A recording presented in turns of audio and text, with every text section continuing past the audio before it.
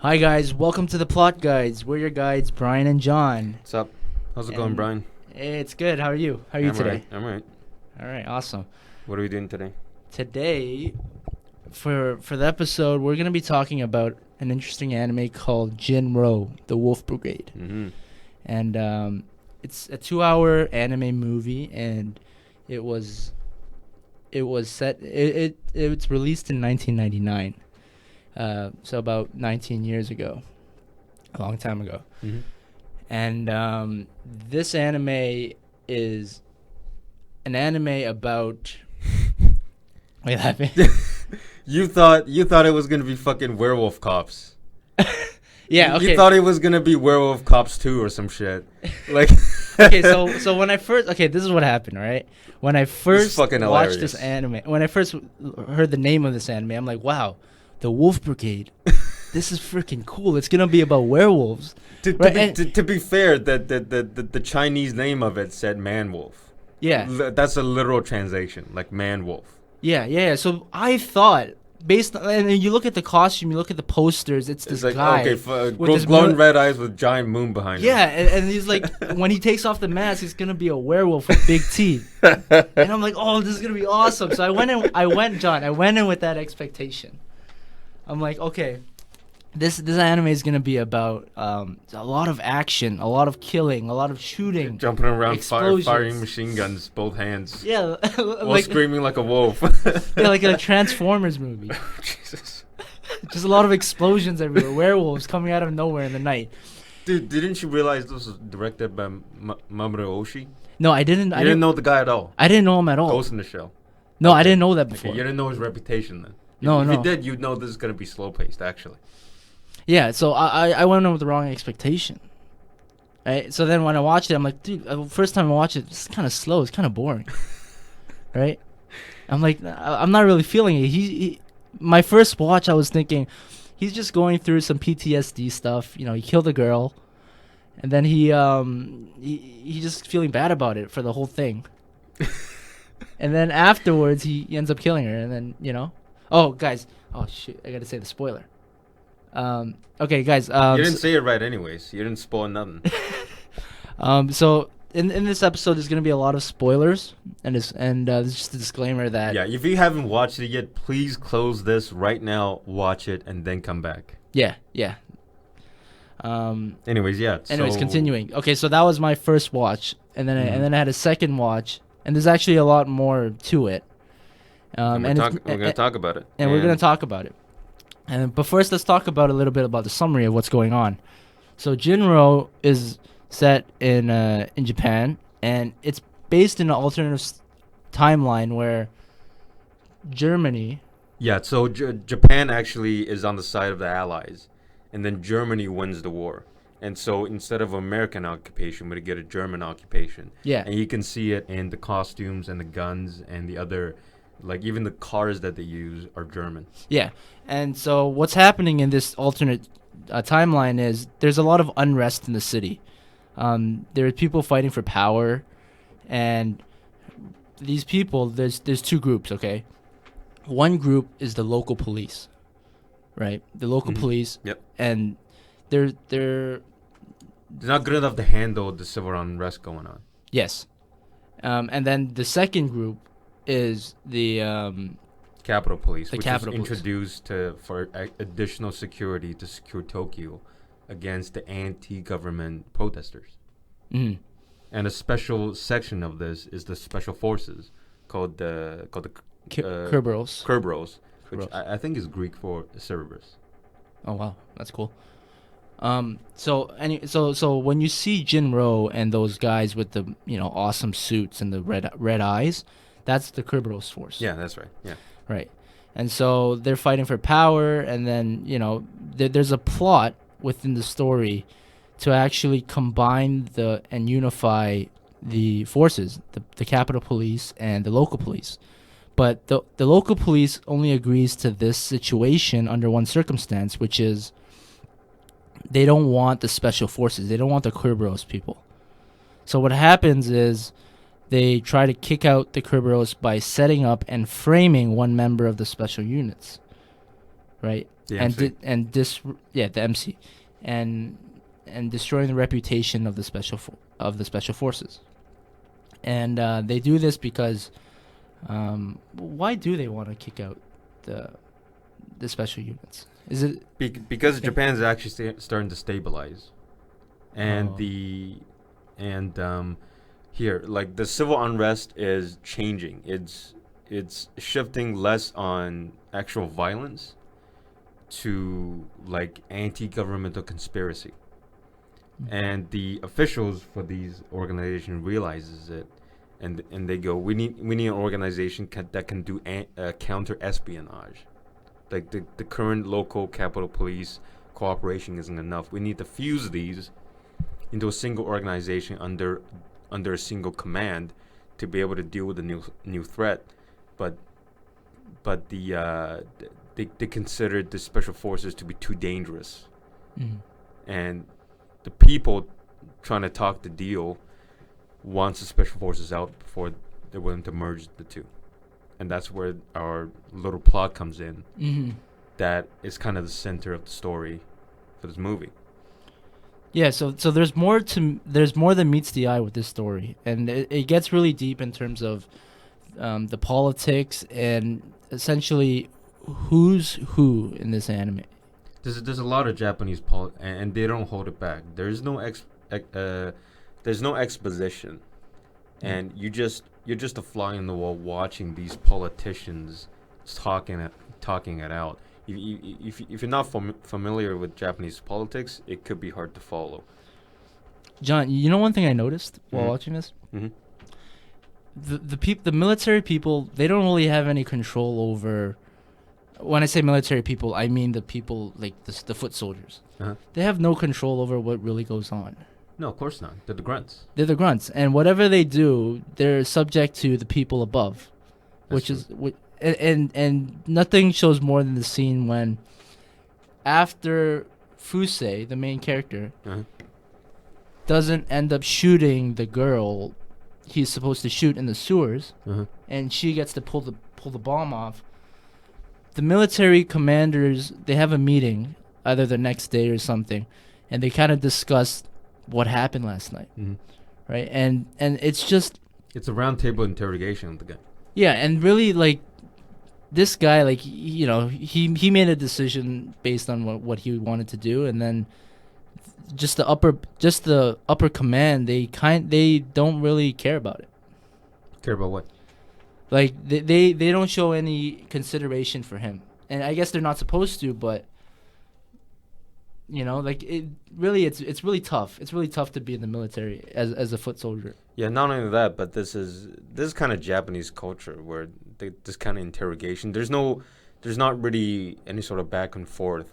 When they Yeah. question him, it's they ask the questions. You don't fucking talk back. Yeah. You just give out the answers, and part of why they're doing it is they're suspecting him to be part of the actual rebel group. Mm-hmm. They think he might actually be an anti-government person hidden inside the special forces. And which turns out he actually is. Yeah, and He is these part of guys the were Wolf actually Brigade. right to try and break apart the special forces. There are rebels in it. Yes. And he's one of them. And he's one of them. And okay, can we talk a little bit about MC? Yeah. He's a badass. He's a badass guy. Yeah, he is. I mean, the story centers around him, but everyone in that unit pretty much is. Like he can do whatever he wants. And just like stealth wise, combat hand to hand skills, fighting. Yeah, what is that armor? Like, is it just plate armor? Like, why is it making him so invincible? Okay, see, here's the thing. If he didn't have that armor, how would the story go? He just He gets would shot just in die. the first 10 minutes. No, yeah. The girl blows up, he blows up. The end. Just staying on the sewer walls. We should really give some. Here's the thing, like, what the fuck is that armor that a bomb goes off basically in his face, and he's like, oh, I'm injured in the arm. Like, Yeah. nothing happened. Next day, he's doing like a 10K run. Yeah, like it's obviously very heavy. Mm-hmm. And they're carrying, like, these huge-ass machine guns with the giant backpack radio. and there's extra ammo in the back. So like, can a regular person even haul this much gear, or running around and not be tired? Like, how is this not some kind of robotic, exoskeleton? I think, yeah. So it's just weird. But it doesn't I seem think, like it. Maybe it's just really lightweight. I don't know. yeah, they Like, they what the might hell just is that armor? tack it to like science innovation at the time. Or No, something. this is set in 1960s or 70s or something like that. Yeah. This is post-occupation Japan. You might have like kind of like this Batman armor. Batman armor. Like lightweight but very defensive. Just rescues Rachel, falls off a 100-foot building, lands on a car, and they're both fine somehow. Oh, it's got armor. It's okay. Really? I guess this is what what they ask of us for the imagination. Yeah, it's a you gotta suspend. Yeah. Yeah, At suspend some the point, animation. there's gotta be some kind of Suspension of disbelief. That's what they call it. Yeah. Anyways, okay, so what else should we talk about? So okay, let me talk a bit about the art style. Okay, so in this anime, when you watch it, you're gonna notice that it has more of a realistic feel to it. Jin Roh, when you watch it, there's this feeling that the animators put a lot of attention to the details. Yeah, especially the human movement it looks very fluid and realistic. Like, Yeah. it almost looks rotoscoped. And What does that mean? if you don't know what that means, is you take live action footage and you just draw over it. Think like Scanner Darkly. Oh. With Keanu Reeves? Yeah. That movie, they shot it in real life, but they just drew over every frame. Like maybe with computers, but back in the day it would be by hand. Yeah. Every frame of footage. Like people actually thought this was rotoscoped. Yeah. I thought to some extent that it was something like that. It turns out it's not. Like far as I can tell, it's not rotoscoped. Because when you look at some of the scenes in the city, like people walking around, It there's looks eerily lifelike. there's a lot of detail. Yeah. Like people walking, intersecting each other, people just standing around. Mm-hmm. It's really good. Yeah. I I mean, it's really not the like most it. colorful thing. Everything's gray and drab. Yeah. But the movement is beautiful. It's insane. And also, another small thing they did was with the wind. Like when Fusei and Kei are kind of on a date, and they're walking, the wind blowing in their face, their hair really blows back. Okay, so you're saying the movement is very realistic. Very realistic. Okay. Yeah. A little bit about the staff Yeah. who made this. The director again is Mamoru Oshii, famous for the Ghost in the Shell movie, and this movie, Jin Roh, is actually based on a manga that he made. It's loosely based. Hmm. And one of the animation directors is Kinji Kamiyama, who later on made Ghost in the Shell SAC, like standalone complex. Yeah. The anime series that kind of drew inspiration from the movie, and that's one of my most favorite series. Like that's pretty much my favorite anime series of all time. Wow. Yeah, so really, some big dogs, really well-known people in the anime industry made this, and it shows. Yeah. So okay, so Wait, that's John, in Ghost in the Shell, don't they have that fluid like animation too? That the movement? yeah, in the original movie, yes. Yeah, it's kind of Yeah. the same as Jin Roh, and you can tell, right? Yep. It looks really similar. Yeah, it's pretty obvious. Okay, so back to the plot. Yes.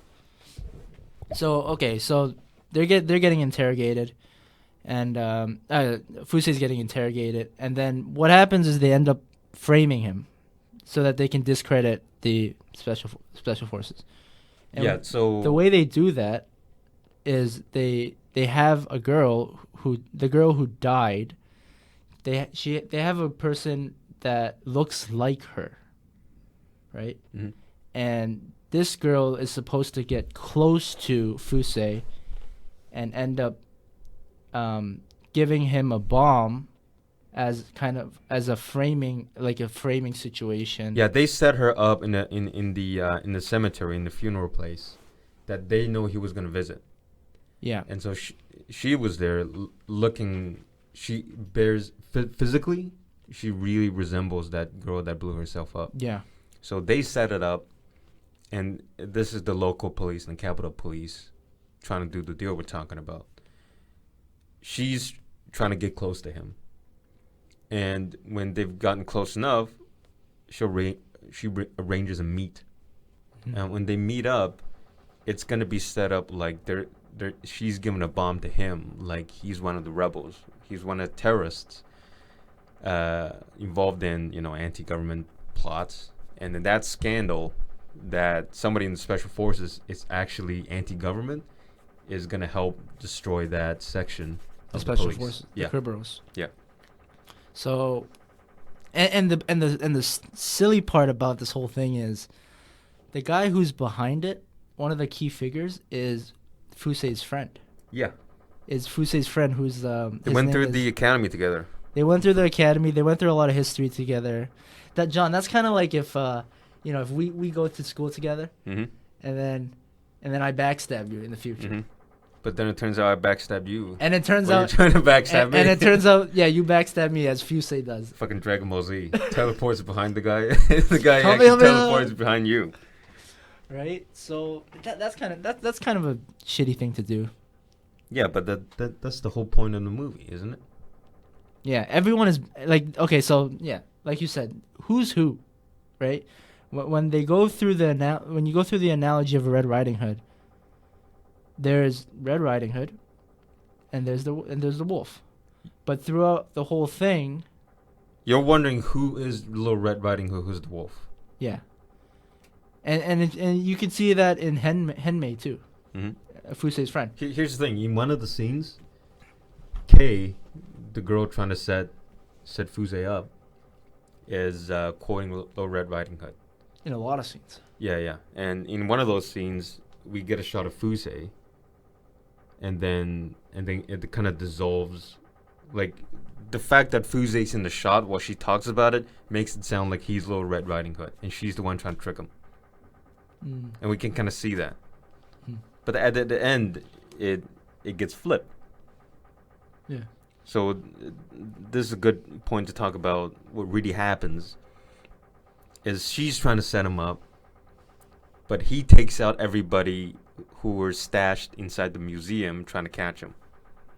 Yeah, because he already knows. He's onto her.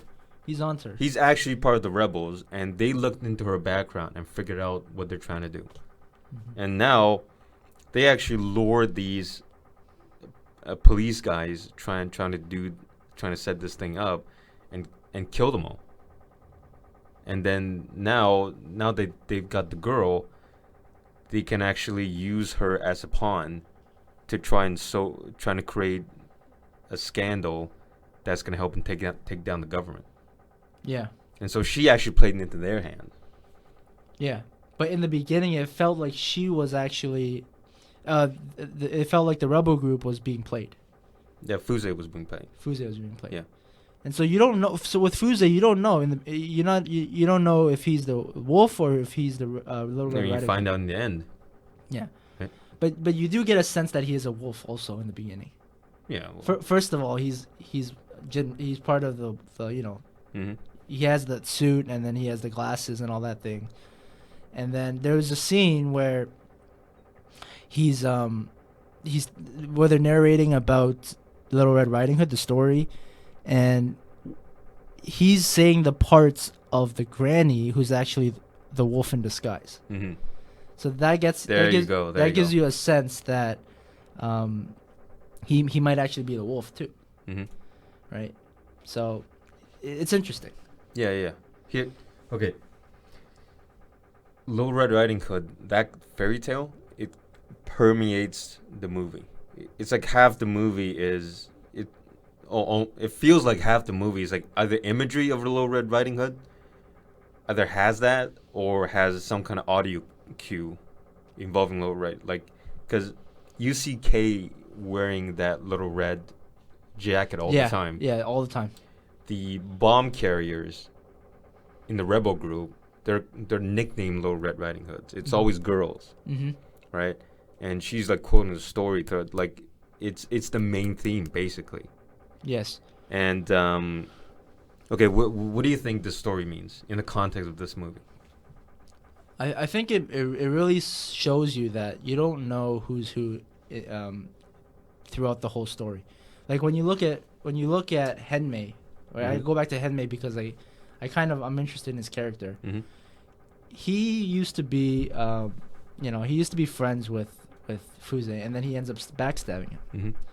right? And why does he do that, right? He does that, I don't know, to further his agenda, further his Yeah, whatever whatever his the hell he motives wants are. to do it for. And so people don't really appear sometimes as they seem, Mm-hmm. right? People might be actually wolves in disguise. That's kind of what the story is about. Right. And actually, you get another sense of that in the setting, Mm-hmm. right? Up in the city, you can see everything, Mm-hmm. but in the sewers, that's where all the action is happening. That's underneath everything, Mm-hmm. right? So and that's where everyone's getting slaughtered, right? That's where the wolves come out, kind of thing. Kind of. So there's that. For me, this anime is really about who's who, right? Mm-hmm. And really being aware of your surroundings, and kind of getting a sense of,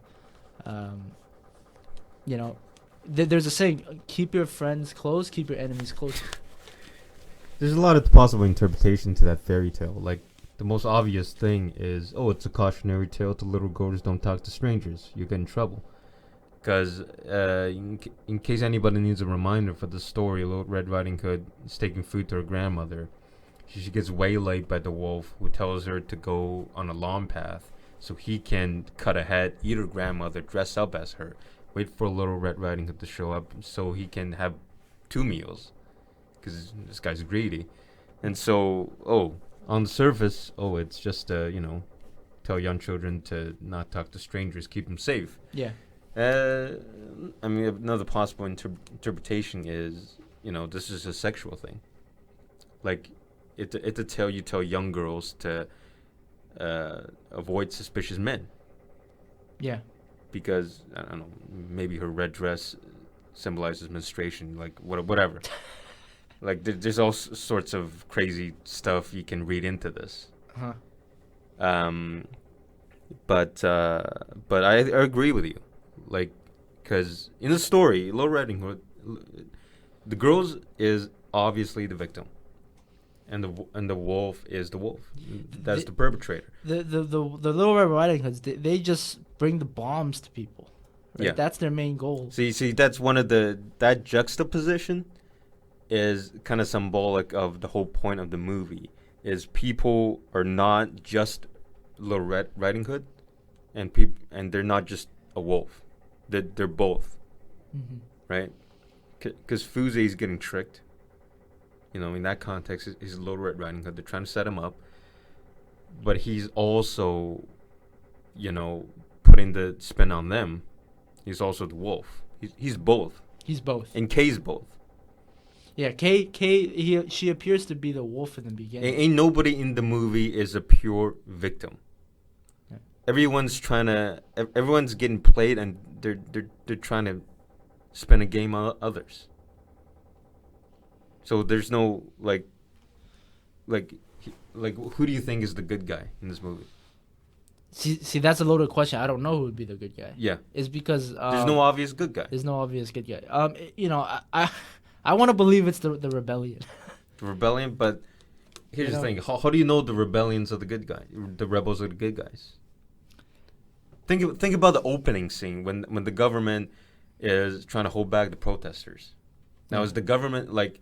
Here's the thing: like in the backstory, beginning of the movie, you get like a 5-minute exposition on how this is German occupied, blah blah blah. So at first you're like, you know what? This is a totalitarian government, repressive. We've seen this before. Yes. This is a very common theme, with Star Wars, whatever. Rebels against a repressive government. Yeah. But then when you actually see the actual protest, who are the people killing? It's the rebel. It's the rebels. Yeah. The government guys, just spray some water on them. Yeah. They're using non-lethal tactics to try and break up the protest. But it's the rebels throwing rocks and throwing bombs at them.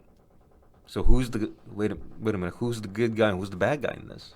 there's a lot of resemblance to life, in terms of everyday life today. Like this is an anime that's released in 1999, Mm-hmm. but there's unrest everywhere today right now. Mm-hmm. So it's interesting how people, you know, they they want to be powerful, like Everyone's trying to play the game in this movie. yeah. Everyone's trying to play the game. Okay, so if the rebels are not the good guys, Uh-huh. can't you make a case for the other one then? Like it could be the government who's trying to protect the safety of everybody. See, you don't really get a sense of any sort of high-minded ideals on that side, because whenever you see anybody associated with the government, like they're talking among themselves, plotting, Right. and it's all power game. See, and They're not going like, oh, we will do this for the prosperity of Japan. Like that's not what they really feel when they're trying to do this little plot to fuse the two police organizations together. yeah. They just want to be, just the higher ups want to be. They all have their own agenda, and they're doing what they're gonna do. Mm-hmm. Ain't nobody playing up the hero ideal here. There's no hero in this movie, Yeah. and that's kind of the point of the movie. It's in the title, Man Wolf. You could be a you man, think you a could man be a is a wolf. good guy, and battling his nature, whatever. Wolf's the bad guy, but Man Wolf, you're both. Yeah, You're little Red Riding Hood and the wolf, that's true. and nobody just won. But some people have a disposition to being more of a man or being more of a wolf, Yeah, but you're never purely one or the other. and that I guess that's the point. That's the main point of the I think story. that's the point of the movie. Yeah, that sounds. Why it's called Man Wolf. Yeah, that sounds like a very good idea and that sounds like what he was trying to get at, right? Do you think that's what the director means?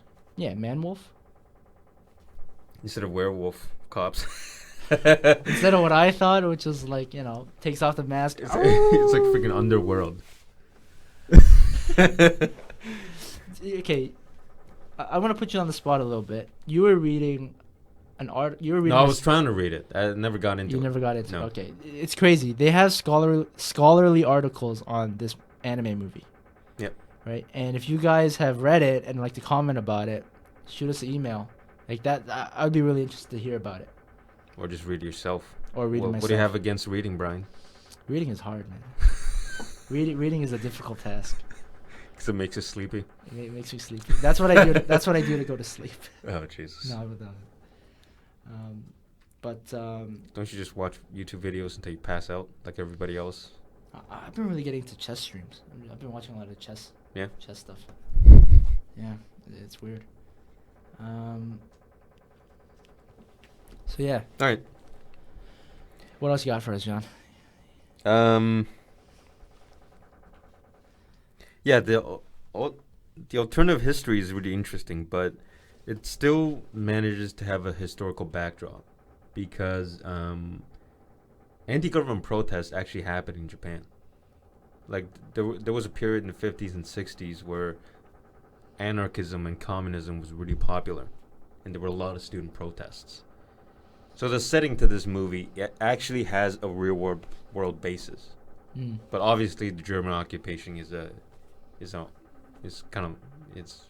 alternative history. Yeah. History, it's a really boring subject, right? To you. But To you. But okay, here's the but. But you can learn a lot from history. Yeah. There's a lot more to the series, guys. There's the manga. There is the live action sequels. I think it was Korean that they did. Yeah, so that there's they a just made live recently. action, and I kind of want to watch that, to be honest. You want to watch it? Yeah, you know what? Like live action generally doesn't do well. It's for Korean anime. though. Like how the hell did that happen? Yeah, that's a good point. This is a Japanese series. Like how the hell did it turn Korean? They probably bought the rights or something. Mm. Live action generally doesn't do well for anime, but I feel like with Jin Roh, it might. I It don't might know work. because Cause the one of the strongest symbols in this is the fucking suit. Yeah. And the red glasses. That's easy to make in real life. And it's really a red herring for the movie. Because it pulls you in like, oh, this is going to be badass friggin' shooting machine guns. Yeah, that's what I thought. But it might be. But it's a red herring. It's not. They might This change. movie, anyways. Yeah, that's true. You know what? Like, the thing when they make it mainstream is they'll change... They'll make it so that it has more user-friendliness. Or they'll make it more kind of, explosions. It's the end of like the Expendables or whatever. It's just a shootout. Everyone's shooting each other. For the whole movie. Yeah. All right. Should we wrap up? All right. Let's wrap up. It's Okay, a quick guys. episode. So, thank you everyone for listening, and stay tuned when we release another episode. Yep. In the future. Yep. All right. Thanks, guys.